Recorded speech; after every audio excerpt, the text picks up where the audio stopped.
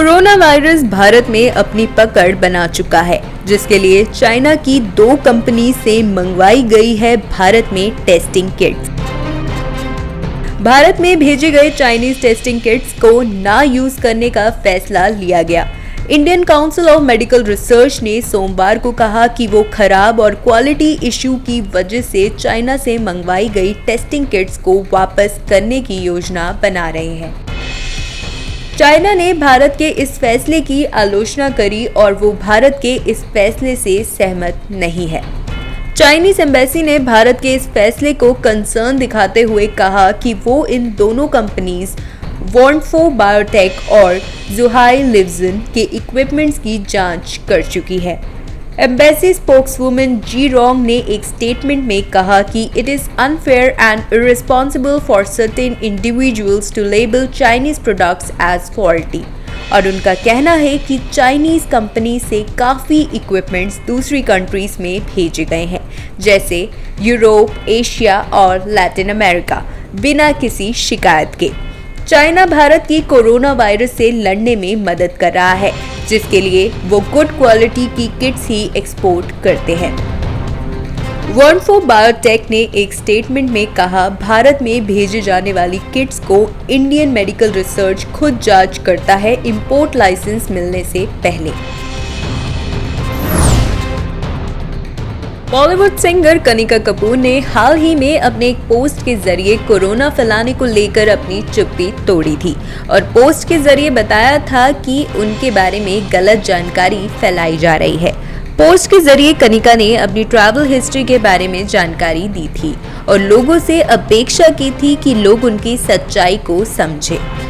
उन्होंने अपने पोस्ट से इस बात का जिक्र किया था कि यूके से आने के बाद वे जिन लोगों के संपर्क में आई थी उन सभी के कोरोना टेस्ट नेगेटिव हैं।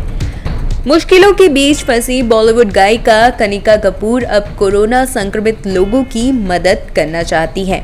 उन्होंने कोरोना मरीजों के इलाज के लिए अपना प्लाज्मा देने की पेशकश की है। कनिका ने अपनी तरफ से कदम बढ़ाते हुए SGPI से संपर्क किया, जिसके बाद डॉक्टर्स की टीम लखनऊ में उनके घर पहुंची। डॉक्टर्स की टीम ने उनका सैंपल ले लिया है। अब 1-2 दिन में उनकी रिपोर्ट्स भी आ जाएंगी।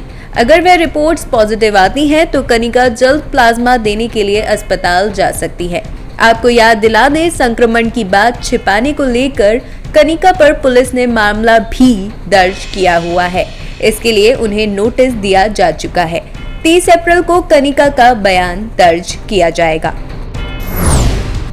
अमिताभ बच्चन और आयुष्मान खुराना की फिल्म गुलाबो सिताबो 17 अप्रैल को सिनेमाघरों में रिलीज होने वाली थी। इसमें पहली बार अमिताभ और आयुष्मान को साथ देखने के लिए फैंस काफी एक्साइटेड थे।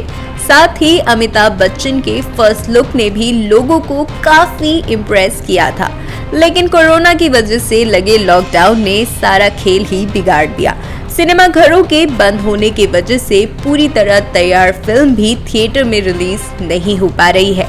अभी इन हालातों को देखते हुए कोई नहीं बता सकता कि पिक्चर कब रिलीज होगी।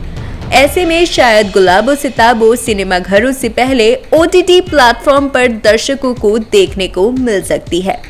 फिल्म मेकर सुजीत सरकार ने कहा, बतौर फिल्म मेकर मैं अपनी फिल्म को पहले सिनेमाघर में देखना चाहूंगा, लेकिन आज जो हालात हैं किसी ने इस बारे में सोचा नहीं होगा, इसलिए जरूरत पड़ी तो मैं डिजिटल रिलीज के लिए भी तैयार हूँ, लेकिन हम 3 मई के बाद ही कोई फैसला लेंगे। उन्होंने आगे ये भी कहा कि लोग ऐसे टाइम में बड़े टीवी या होम थिएटर पर ज्यादा इन्वेस्ट करेंगे, इसलिए फिल्म बजट में करेक्शन और फिल्म टिकट को एक दायरे में फिक्स करना भी काफी जरूरी है, क्योंकि तब तक लोगों को कम पैसा खर्च करने की आदत पड़ जाएगी। इसलिए बढ़ी हुई लागत को कम करना काफी जरूरी है। अब गुलाबो सिताबो सिनेमाघर में रिलीज होगी या डिजिटल प्लेटफॉर्म पर, ये तो 3 मई को लॉकडाउन पर सरकार के फैसले पर निर्भर करता है।